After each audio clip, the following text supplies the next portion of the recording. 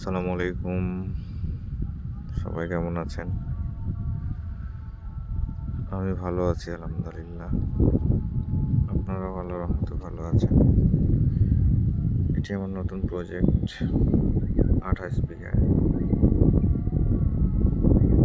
মাছ-টাছ ছেড়ে সবকিছু কমপ্লিট করেছি।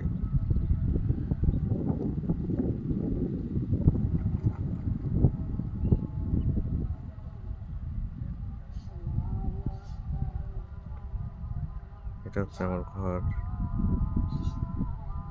এটা হচ্ছে ১৪ বিঘার পুকুর রাস্তার পাশে। দেখতে পাচ্ছেন পিচের রাস্তা। পিচের রাস্তা দিয়ে চলে গেল ওই যে পুকুরের আইল সীমানা।